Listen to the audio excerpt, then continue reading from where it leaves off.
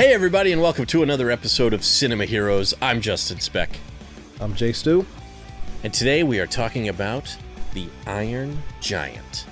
Released in 1999. I unfortunately only have it on DVD. I need to upgrade this pretty badly. Released in 1999, directed by Brad Bird. Written by Tim McCandless from a screen story by Brad Bird based on the book The Iron Man by Ted Hughes, and starring the voice talents of Eli Marienthal, Jennifer Aniston, Harry Connick Jr., James Gammon, Cloris Leachman, M. Emmett Walsh, Christopher McDonald, and Vin Diesel. This was a Warner Brothers animated film and pretty much universally loved. I don't think I've ever seen anybody say anything bad about this film. But I, unfortunately, did not get to see it in the theater. I wish I had. I did not see this until I was an adult. I don't recall the first time I actually saw it, but I know it was probably while I was working at Blockbuster, and I probably rented it and thought it was awesome. However, watching it today for the podcast, I don't recall the last time I'd seen it. Almost none of the movie was familiar to me, except for the Iron Giant putting the S on his chest and saying he was Superman, because that part stuck with me. Right. Of course it did. But Stu, you didn't see this until fairly recently, right? First time I watched this was about a year ago, September or November of last year. Yeah. Before you mentioned that it is universally loved, I do have to say that I am one of those people that loves this movie. This may or may not be a hot take. I don't know. I really don't care. It's one of the greatest animated films ever made. Hands down. Hands down. It is an amazing movie, and I love pretty much almost everything about it. There was maybe one time where I thought, why did this character do this? Why didn't they do this? But other than that, which we'll get into eventually, I'll have to remember it. Actually, I didn't take any notes for this. Neither did I. To be quite honest, I almost forgot to watch it. I knew we were recording tonight, and I was holding my son for his nap in the afternoon, and I was actually watching an episode of Star Trek. And about halfway through that episode, I thought, "Oh crap, I haven't watched The Iron Giant," and I don't own it digitally, and so I had to look and see if it was streaming anywhere. It was streaming on Amazon Prime, so I started it, and I got about halfway through it before he woke up, and so then I finished it. This is not a great way to watch a movie, by the way, but I finished it.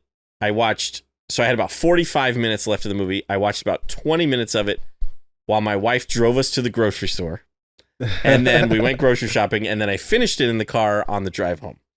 So not the best way to watch it, but loved it. True. I mean, I love the setting. I love that it takes place in like the 50s. It's one of those animated movies. The whole time I was watching it, I was like, I'm amazed that the studio signed off on this, because it just doesn't seem like it would be a movie that would really draw kids in. A movie that takes place in the 50s. I mean, maybe The Big Iron Giant would appeal to kids, but it feels like, and maybe this is part of the reason why it's so good, it feels like a movie that was made for adults that's just animated. Yeah. Yeah. I agree with that. I think that's part of its charm. Unfortunately, this movie didn't do very well. That's a bummer. When it came out, I think it had a lot going against it. But this, I agree. This is it definitely doesn't feel like a movie geared towards children. Right. It feels like a movie for everyone that children can enjoy. Absolutely. But this movie is just, where do I begin? I mean, the animation is fantastic. It's Brad Bird's signature style. He has a very distinct style, very Art Deco. Yes. Vintage style. You can definitely tell that he is he grew up in the mid 20th century. You can also And it's feel just- his love for 1950s sci-fi because that's what it feels like. I mean, there's a scene that I love where Hogarth, the child, is his mom tells him she's got to work late. Don't stay up watching scary movies. Don't eat terrible food or whatever. And he's like, no problem, Mom. And it cuts to him and he's watching some 1950s horror film or sci-fi horror film, eating Twinkies with like a whipped cream filled Twinkie. and that's kind of the it's the vibe that like I love the design of the Iron Giant. He's got that retro futuristic kind of look to it, and it feels, this whole movie kind of has that 1950s sci-fi feel to it while also being quote unquote modern because it came out in the 90s, but still. So it's just it's Brad Bird knocked it out of the park in terms of tone and aesthetic. Yeah, he did. Stylistically, it's perfection. I mean, what more can we say about it? I mean, just the design of the Iron Giant himself is just so distinct and instantly recognizable. I remember when Ready Player One came out, and we saw the Iron Giant in one of the previews, and everybody went crazy in the theater. Like, yo, this is the Iron Giant. Like I would give anything to have Brad Bird make a live action version of this. I would lose it. I thought the exact same thing while I was watching it today. The one thing that I would want in a live action version, though, is you gotta have, even though he's 25 years older now, or how, I'm terrible at math, but you gotta have Christopher McDonald play Kent Manley because he is so good as Kent Manley. I would not accept anybody else as the live action Kent Manley. You gotta have Christopher McDonald. I don't know if I would go as far as to say I wouldn't accept anyone else, because I think there are a handful of people that would do a pretty damn good job, But he reminded me, actually. My preference would be to keep Christopher McDonald. Yes, absolutely. He reminded me of William Atherton. The way the character is designed with the red hair and everything, he reminded me of William Atherton, who plays, I forget the character's name now, but the guy in Ghostbusters who comes in and he's the environmental protection guy or whatever that shuts down the Ghostbusters. He's also in Die Hard, who gets punched by John McClane's wife. Yeah, he definitely got those vibes for sure. Definitely. I love Harry Connick Jr. in this movie. He's so good. Phenomenal. And I love that I love his character. Like he is a junk man, but he creates an artist out of the junk. And I thought the stuff looked pretty cool. Yeah. His complaint, he talks about how he's like, they want to buy it from me when it's scrap, when it's junk. But when I turn it into art, I can't give it away. I like that. It's a nice juxtaposition, and it definitely describes how a lot of artists feel about their work when you put your blood, sweat, and tears into something. Yeah, for sure. And you can't even give it away. But I mean, this movie has a phenomenal cast of characters. We talked about Christopher McDonald and Harry Connick Jr. The kid is he's what holds this movie together. He is phenomenal. Who plays Hogarth? Eli Marienthal. I'm not Marienthal. Totally familiar with him. I don't know what else he has done. I can look it up here. I've got the IMDb page up. But he, honestly, the voice acting across the board in this movie is phenomenal. It is. So he's known for the Iron Giant, and then also American Pie and American Pie 2 for playing Stifler's brother. I vaguely remember Stifler's younger brother in those movies. I think I remember that. Yeah. Bandcamp and right. something Naked Mile, was that it? Naked Mile? Yeah, I think there. Yeah, I don't know if he was in that one or not, but yeah, it looks like he may have stopped acting. He did Confessions of a Teenage Drama Queen, which was a Lindsay Lohan movie in 2004, and then the next credit he has is for a TV show called The North Pole, which ran from 2017 to 2019, and he did 12 episodes. Okay. Which looked like was mostly in, both years, 2017, 2019. So he took like a good 15-year break or so, or maybe not quite. But so yeah, I don't know. I don't really. He's probably, I guess he's mostly known for The Iron Giant, but he does a fantastic. But honestly, I thought that through this movie, like Christopher McDonald, Harry Connick Jr., Eli Marienthal, John Mahoney, they're all, like everybody who does, which I think I failed to mention him when I mentioned the cast. John Mahoney plays the Army general. They're all so good. Yeah. They don't hold anything back. I think if Brad Bird was in those sessions, kudos to Brad Bird for directing these people, because they gave wonderful performances in this film. Absolutely. Absolutely. I remember when I first watched this movie last year, I immediately watched the special features on it. Oh yeah. And one of my favorite things about it was what drove Brad Bird to make this movie was the death of one of his family members. I believe it was his sister. She died of gun violence.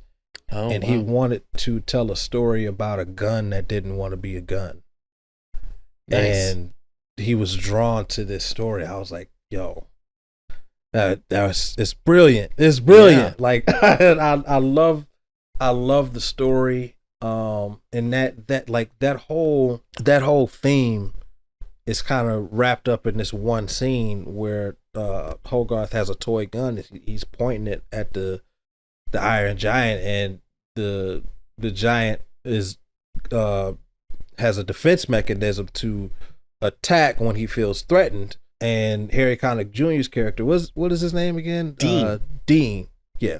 So Dean, he figures that out, and it's just from then on, the Iron Giant is actively trying to not attack, even when he's being attacked. He's actively trying to not hurt anyone, and it's just with the exception of wonderful movie.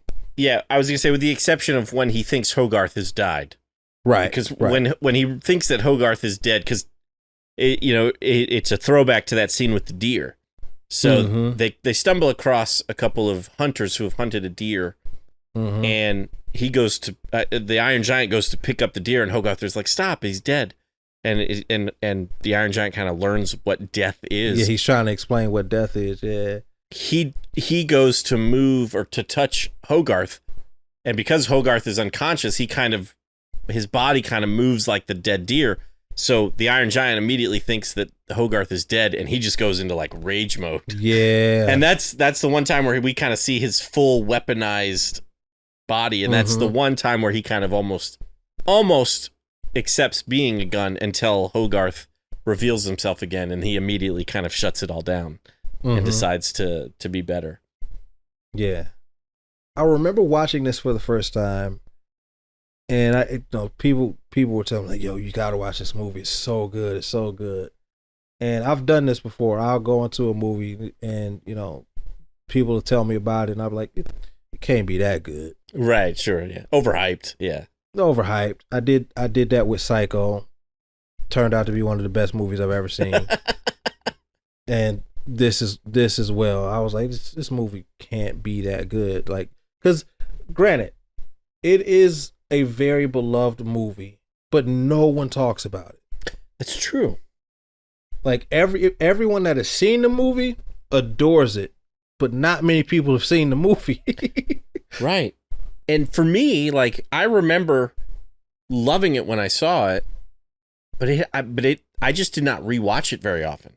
And so, like, knowing we were going to watch it this week, I remember thinking, like, it's a great movie. I'm looking forward to watching it. But I just forgot how good it was. I just didn't, like I said, I didn't remember mostly anything from the movie. I forgot how good the movie is. Like, this This is a movie that I probably need to rewatch like every year or every couple of years because it Oh, is yeah, just absolutely. so good. Again, going back to the special features, Brad Bird wanted to make an anti-Disney movie because he had worked at Disney before and then moved over to Warner Brothers because he couldn't I think he couldn't get Disney to make this movie, so he went over to Warner Brothers and they made it, and he was like, you know, they can do the silly stuff.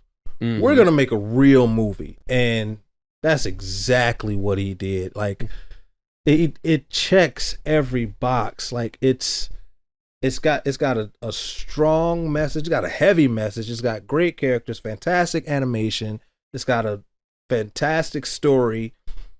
It's funny too. It's really funny, and it just, like I said, it checks every box. It exceeds what it is trying to do.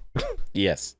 And it is a movie that I guess with the exception of you, when you see it, it sticks with you. Yeah, I'm the exception to that rule just because I can't retain anything unless I watch the movie, I guess, 1,000 times. You know, I'm always envious of those people who can quote movies, like quote every line of a movie, because I can watch a movie 300 times and I still won't get the quote exactly right. You know what I mean? Or remember every single line. It's like there's some people that I'm like that with some movies. Yeah. Obviously, my favorite ones like The Matrix, The Dark Knight. Right. I was like, I could probably quote Jurassic Aladdin. Park 2. Yeah. I can know every line of Aladdin, every line of Lion King, every line of Hercules. But as far as like more recent movies, I don't think I could do that. So one person that's really good at that is Alex. Alex could see a movie one time and know every scene in the movie. Right. I'm like, how do you retain that much new information that accurately? Right. Yeah. That he can blows see a movie my mind. one time and do a scene by scene. I'm like, how? Yeah. I couldn't do it. I'm also really bad with books. Like, I'll read a book and I'll be like, that book was great. And then like a month later, they'll be like, what was that book about? And I'll be like, I don't remember, you know? Oh, man. My sister is a big reader, and she was reading a couple of Stephen King books that I read years ago, you know, and I'd be like, you know, I'd message her on Instagram or whatever and be like, hey, what'd you think of that book? And she's like, oh, I really liked it. This part was weird, though, where blah, blah, blah, blah, blah. And I was like, sure. I don't remember that at all.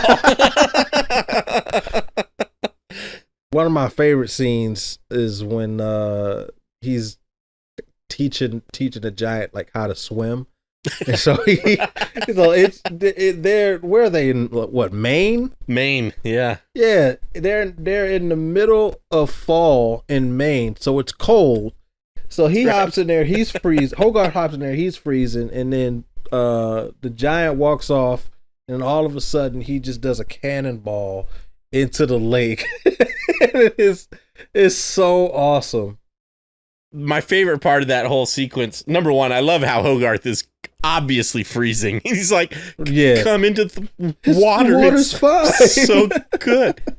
But I love how Dean's there with him, and he sees the Iron Giant cannonball into the lake, and the huge wave is just coming towards him, and he's just like, oh gosh. And then we see the water go across like the street, and there's a raccoon in the water, but then we see Dean, and he's just hanging onto his chair, still sitting in his chair, just like waiting to come out of the water, basically. It's awesome. It's so funny.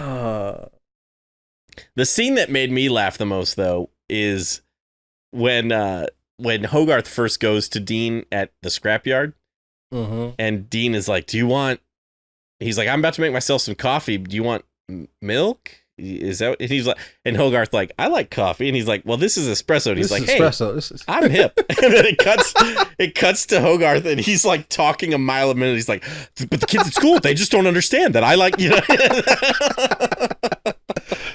They're saying I'm overstimulated. Dean's like, yeah, I agree with him there.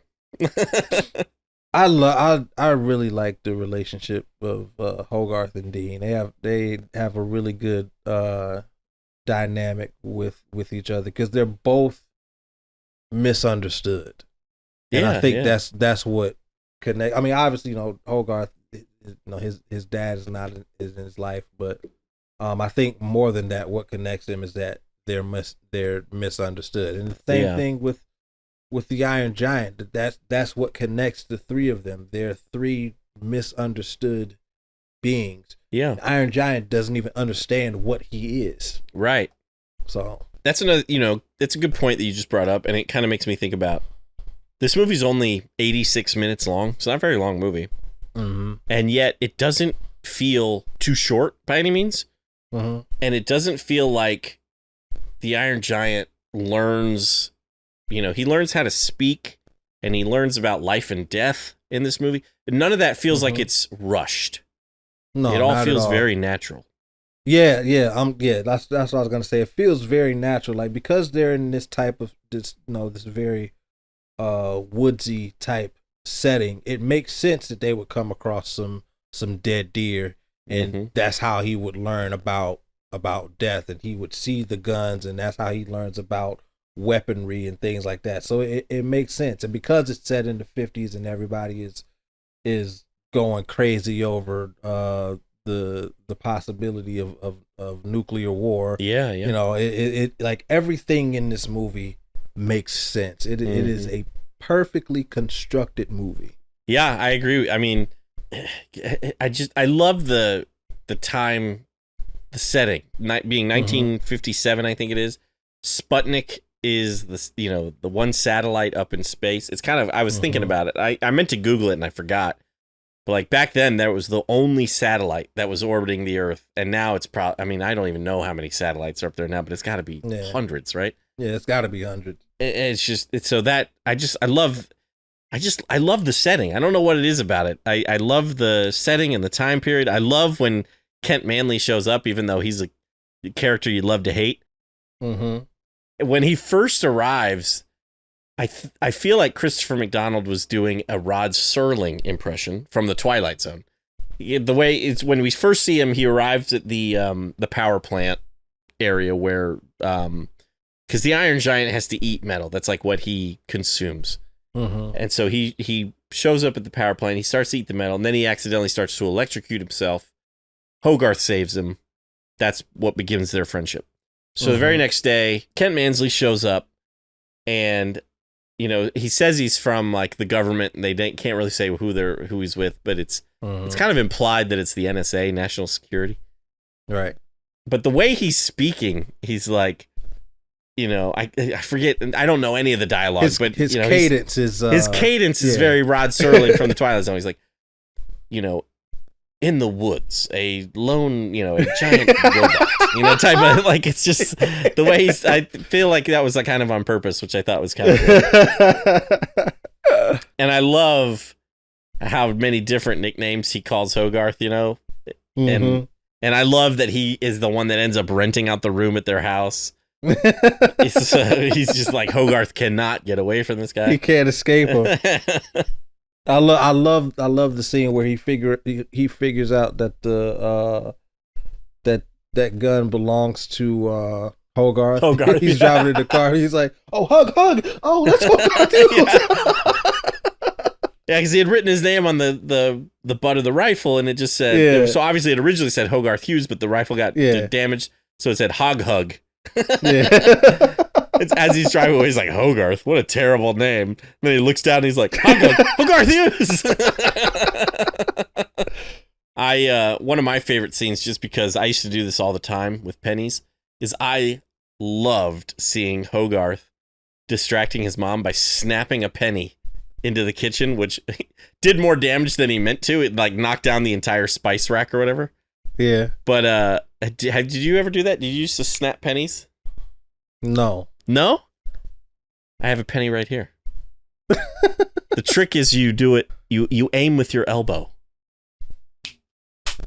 I hit the door over there. But what? Yeah. I've never done that. It's awesome. You just I don't have any more pennies. I only had 1 penny on me. But yeah, you snap penny. I used to do it all the time at school. In high school, I would snap pennies. So seeing him do it in the movie, I was like, oh yeah, I used to do that all the time. You had to teach me how to do that one day. I'll do my best. Yeah. Sure. This movie is just such a delight to watch, and for me it was a pleasant surprise because, like I said, even though I knew a bunch of people that had seen this and were clamoring over the movie, I was like, it'd be all right, and it turned out to be one of the greatest movies I've ever seen. I don't remember specifically, but I think I had the same kind of thought because I had heard, like I said, I didn't see this movie until I was an adult. So I think, I had heard about how good The Iron Giant was. Mm-hmm. And I probably rented it based off of somebody's recommendation, or somebody had found out I hadn't seen it and they were like, what? I had bought it. I had bought it because I saw that. Where did I see it? Maybe it was Best Buy or something, but it was only like $5. I was like, I'll pick it up. And it sat on my shelf for like a year before I watched it. Yeah. So I think I had the same thought. I think I was like, I'm sure it's good, but like, how good can it be? Mm-hmm. And I think I was very pleasantly surprised by it. I want to talk about the end. Okay. The end of this movie has no business being as good as it is. Right. That is the best part of the movie. The third act. It is freaking-tastic. So the military has shown up, and Mansley has ordered them to, shoot the missile and destroy the Iron Giant because he thought that Hogarth was dead, and he's causing all this ruckus, and they give him the green light, launch the missile. It's coming, and it's going to kill everybody, and there's nothing anybody can do about it. And the Iron Giant, after discovering that he can fly, because we did skip over that scene. That's another fantastic. Yeah. That's another fantastic scene. He flies up and sacrifices himself to save everybody, not only the town but the military who was trying to kill him. It's a very nice juxtaposition of this thing that was created to destroy, sacrificing himself and allowing himself to be destroyed, right, to save other people. And that in itself is sad because it's a kid movie, it's a family movie, tries to pull at the heartstrings. But what I love about this movie is the very end, when the light starts beeping, because that's like the only part that's left of them, and the light starts beeping, and it's someplace, it was like Switzerland or someplace cold with a lot of snow. Yeah, something. Yeah. And you see pieces of the Iron Giant, and he's pulling himself back together. I almost lost it, bro. I could feel the lump in my throat. Oh yeah. And then and the movie goes off right there. I was like, I wanted to stand. I was watching in my bed the first time. I wanted to stand up in my bed and just give it a round of applause. I was like, way to go, Brad Bird. Like, that was phenomenal. That is one of the best endings to any movie I have ever seen. Because it alludes to the fact that he's not dead, obviously, but right. It's I don't know. It's done in such a beautiful way. Yeah. To where it doesn't treat the viewer like they're stupid. It's not offensive in any way. It's so beautifully wholesome. And I was like, man, that's how you end a movie right there. That's interesting because what it does is like something sad happened, right? But then the bookend of that is like, everything is gonna be okay. Right. Which is which is beautiful. I my thought though, watching this film, and this is, sometimes I kind of like the ambiguous endings. And so for me, I think I would have liked it more, maybe more, I don't know. But I think I would have liked it more where that one little bolt that Hogarth has starts beeping and is like tapping on the window, and he opens the window and it jumps out and starts going through the grass. If it had faded to black then. Yeah. Because then it was like, there's the possibility that he's still out there and putting himself back together, but we don't know for sure. I think I would have liked that a little bit more, but seeing him actually coming together in Switzerland or whatever it was really nice. And obviously, and I think being a family film, it is all, it is kind of, maybe for the kids, it's nice to see him actually. I think that's why they made together. that choice to not make it so ambiguous, was because the kids needed to know that he was okay. He was okay. Yeah. I have two little nitpicks, and I think both of them can be explained away by Kent Mansley being an idiot. And if that's the case, then I'm fine with it. But one of them is he spends like the entire movie trying to find this Iron Giant. And eventually he interrogates Hogarth, and Hogarth finally says he's at the scrapyard. And Kent Mansley's like, the scrapyard, of course. He eats metal. That's where he would be. And I was That's like, the why? First place you should. Yeah, exactly. Why wouldn't you have looked there already?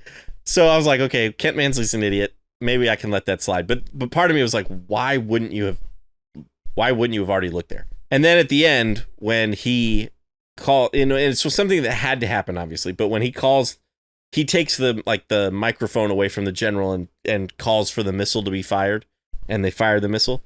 The general is like, hey, Mansley, they are targeting the giant at its present location. And Kent Mansley looks up, and there's the giant, and he's like, oh. You're just like, that was stupid. You've doomed us all. Yeah, exactly. Yeah.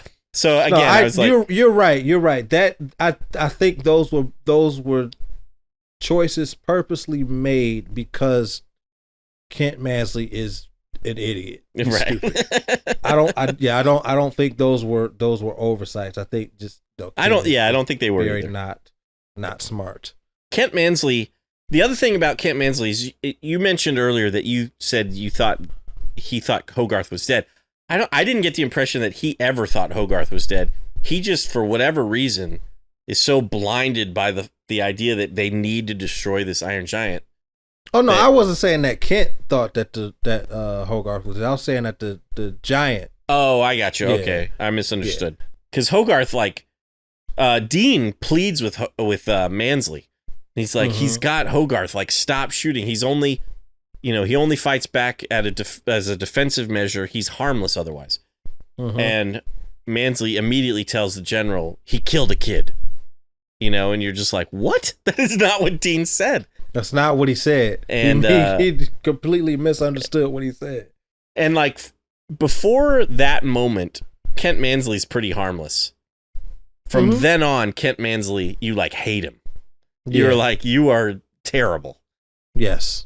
Before you were a nuisance, now you're just evil. Yeah.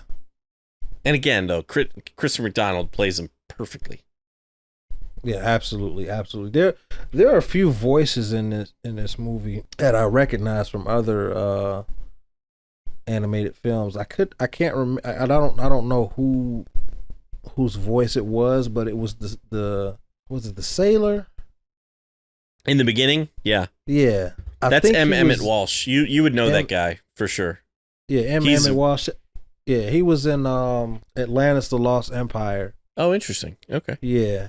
That guy's in a ton of stuff. Yeah. No, wait. No, it wasn't. No, it wasn't Atlantis: The Lost Empire. That was the general. So the general is John Mahoney, who I know, is most famously, I guess you could say, was Frasier's dad on Frasier. Yes. So yeah, he was in Atlantis, the Lost Empire. He funded the expedition. Okay, I've actually never seen Atlantis. What? I know, and I love Michael J. Fox, so I need to watch it. I know. I think you'd like it. I think I would too. I love it. So there are Treasure Planet people, and then there are Atlantis people. I'm an Atlantis person. Yeah. I haven't seen either of them actually, so I should watch them. I should watch them back to back and then tell you which one I am. But I feel like I'd probably be more of an Atlantis person. I think you might be a Treasure Planet person, but we'll see. Interesting. All right, I guess I got my homework. John Mahoney, he's the general. He's in Atlantis, but the sailor, I recognize his voice from Wild Wild West. He was the conductor that okay, all right, that Kevin Kline and Will Smith was on, right? For the train that they were on. He was also in the episode of Home Improvement I recently watched. He played Jill's dad. Nice. Oh wow, interesting. I didn't realize that. Yeah. I remember M. Emmett Walsh. I mean, he was in Blade Runner. He's been in a couple, but like for whatever reason, I will always remember him from Harry and the Hendersons. Did you ever see that movie? Yeah, I haven't seen that since I was a kid. Man. Yeah, I don't know when the last time I watched that like all the way through, but for whatever reason, I remember him in that movie. The scene where the Iron Giant and Hogarth are running away, and they fall off the cliff, and the Iron Giant, his like booster rockets engage, and they realize he can fly. That's such an amazing moment. It's a great scene. He's like, you can fly. Obviously, I know we touched on the end already, but I gotta point out that when he's flying towards the bomb, the missile. Oh yeah. And he goes, "I am Superman." Like that's just I love that moment, obviously. Yeah. I like to, I mean, I know this was a Warner Brothers movie and Warner Brothers owns DC or whatever, but I like that they were actually able to use Superman in this and have, they showed Action Comics and had Superman on the cover and everything, rather than like having to change it and make it some generic kind of superhero or something, Mm-hmm. I thought that was nice. Yeah, well, let's go into ratings. I think, although I have a feeling I know what we're both going to give this film. This, very much like The Incredibles, for me, is, we talked about movies that set out to do what, or accomplish what they set out to do, and this one easily accomplished what it set out to do. I really don't have anything negative to say. Like I said, I had those two little nitpicks about Mansley, but they can be explained away by him just being an idiot. And I'm fine with that. Like, it works because he is an idiot. So like it works within the story. I really have nothing negative to say about it. It's an amazing movie. I need to watch it more often. I need to get it on Blu-ray or 4K. It's a 5-star film for me all the way. It's, it's awesome. This came out at a time where there were quite a few like non-Disney animated movies coming out around this time. You had Anastasia, Quest for Camelot. Fox and Warner Brothers were trying to hold their own with Disney, but it's Disney. Right. Was this around the time like Road to El Dorado or whatever it was called came out too? Yeah, that one too. I want to say that came out the following year. Okay. Prince of Egypt? Prince of Egypt was the year before. Okay. But still around the same time. Around the same time. The Prince of Egypt is another phenomenal film. It's another one I haven't seen. I think we have our next few animated movies lined up now, don't we? You stressing me out, man. You know what? I'm not even gonna wait until we do that episode. I'm gonna say that right now. The Prince of Egypt is a masterpiece. Wow, it's a masterpiece. You're making me want to watch it. As well as this. This is a 5 out of 5. It's a perfect movie. It's a perfect animated family feature. If you have not seen it, please do yourself a favor and see it. I would go buy it because once you see it, you're gonna want to watch it again. So just go buy it. If you haven't seen it, just go ahead and do the blind buy because that's what I did. And it's worth it. Enjoy yourself. It's worth it. It's a phenomenal movie. I know on a previous episode you had mentioned Ted Lasso. Right. How they were watching it on Ted Lasso. Yeah, they were. That's right. Yeah, and he was he gets up, he has to leave or whatever, and he's like, just so you know, at the end of, but 20 minutes from now, there's going to be a room full of crying men, and like, And I think it cuts to another scene, and then when it cuts back, like all the soccer players are like wiping their eyes and everything. I was almost there when he was pulling himself back together. I was almost there, but yeah. It's a good one. We got to give Brad Bird his flowers, man, because he's given us some phenomenal movies. It's true. So yeah, 5 out of 5, man. Yeah, I agree. 100%. Well, we'd love to know what you think about the Iron Giant. You can always let us know at cinemaheroes.com. You can also leave us a comment or tweet at us, or whatever you call it now. I don't know. It's whatever X is now. X at us. You can X at us. At both handles are at Cinema Heroes. You can also leave a comment on this video if you're watching this on YouTube. If you are, like the video, subscribe to the channel if you haven't already. We'd love to hear from you however you want to reach out to us. But I think that about wraps it up for this episode. I'm Justin Speck. I'm Jay Stu. As always, thanks for listening. Thanks for subscribing.